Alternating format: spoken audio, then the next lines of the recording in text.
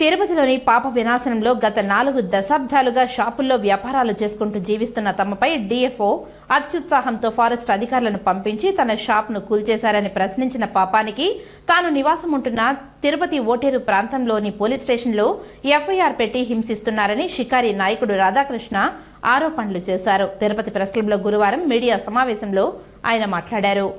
2015 నుంచి కోట్ల రూపాయలు తినేశారు వాళ్ళు. అక్కడ బిల్లులు ఇవ్వకుండా, బిల్లులు లేకుండా మొన్న కూడా మహానేసులో మోహన్ గారు వీళ్ళంతా చూపించారు. వాళ్ళని బిల్లులు కూడా అడిగినారు. 20-30 బండ్లు దాకా ఆపి ఎవరి దగ్గర బిల్లులు లేవు. ఈ పనులన్నీ చేస్తున్నారు. పాప వినాశనంలో షాపులు ఏవైనా పాతవి అయిపోయింటే టాపులు వేసుకోవాలంటే 50-60 వేల రూపాయలు వాళ్ళకి చెల్లించాలి. అక్కడ ఒకటి రాజారెడ్డి అని ఉన్నాడు, వాళ్ళకు వాడు అంతా మెయింటైన్ చేసి వాడి డబ్బులంతా వసూలు చేసి వాళ్ళకి ఇస్తాడు. వాడిని పెట్టుకొని ఈ దందా నడిపిస్తూ ఉన్నారు. మొన్న ఈ మధ్య 20 రోజులప్పుడు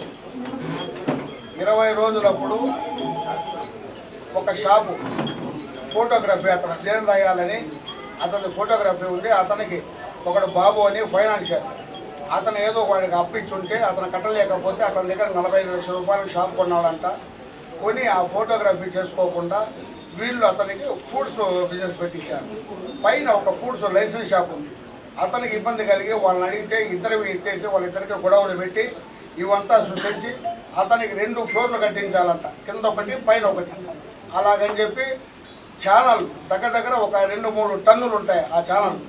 అవి ఫారెస్ట్ వాళ్ళు వాళ్ళ వెహికల్స్ అక్కడికి నైట్ టైం చీకటి టైంలో తరలించి జనరేటర్ టాటా సుమో అంత ఉంటుంది జనరేటర్, టైర్లు ఉంటాయి కార్లు టైర్లు అంత ఉంటాయి వాటి. ఆ జనరేటర్ తీసుకొని వచ్చి ఫారెస్ట్ వాళ్ళ వెహికల్లోనే దగ్గరే పెట్టుకొని ఆ విజువల్స్ అన్నీ కూడా ఇచ్చాము. వాళ్ళు అక్కడ జనరేటర్ అవన్నీ పెట్టుకొని ఉండడము అవన్నీ కూడా నేను ఇస్తే ఆ గడ్జుతో నా షాప్ ఇట్లా ఉంటుంది. ఈ షాపును నేను లేనప్పుడు మొత్తం డెమాలిష్ చేసి ఈ మాదిరి చేసి నేను ఇవన్నీ పెట్టాను. డిఎఫ్ గారికి కూడా పెట్టాను, సిసిఎఫ్ గారికి కూడా పెట్టాను, రేంజర్ గారికి కూడా పెట్టాను. వాళ్ళంతా ఈ మాదిరి అంతా సృష్టించి మాదంతా చేసి 1.5 lakh మెటీరియల్ ఉంటుంది. లారీలు కేసుకొని వెళ్ళిపోయి నేను అప్పుడే వెళ్ళాను అక్కడికి. వాళ్ళంతా లారీలు తీసుకొని పోతా ఉంటే ఏమైనా అడిగితే 40 మంది ఉన్నారు వాళ్ళు షాప్ మొత్తం వాళ్ళు వచ్చి నన్ను కొట్టేదానికి వస్తే సరే అని చెప్పి మేము వచ్చేసాం. నన్ను తరుముకొని వచ్చి 20 మంది పోలీసులు నన్ను అడ్డగించి రోడ్లో విజువల్స్ కూడా నా దగ్గర ఉన్నాయి.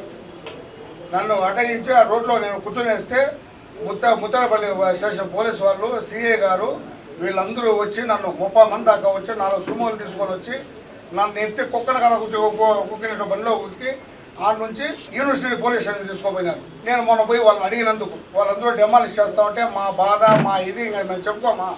ఆ చెప్పుకున్నందుకు డిఎఫ్ గారు ఇంట్రెస్ట్ అంట.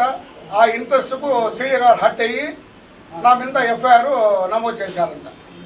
అంత పని చేసి నన్ను నైట్ 10 గంటలకు వదిలినారు ఆ స్టేషన్ దగ్గర నుంచి. డిఎఫ్ గారు ఇంట్రెస్ట్ అంట. ఆయన డిస్ట్రిక్ట్ ఫారెస్ట్ ఆఫీసరు. ఇప్పుడు వచ్చిన కొత్తగా వివేక్ గారు సిఏ గారికి ఫోన్ చేసి చెప్తే సిఏ గారు ఎట్లా సార్ 20 మందిని పంపించి 4 రూములు పంపించి నేను ఏమైనా టెర్రరిస్టాను సార్? సామాన్యమైన పౌరుని. నేను అక్కడ ఏదో రోజువారీ ఏదో వ్యాపారం చేసుకొని బతుక్కునే వాళ్ళం మేము. తిరుమల కొండపైన ఇంతవరకు 2 టౌన్ కానీ 1 టౌన్ కానీ క్రైమ్ కానీ విజిలెన్స్ కానీ ఇంతవరకు ఇంత కంప్లైంట్ లేకుండా మచ్చ లేకుండా బతుకుతున్నాం సార్.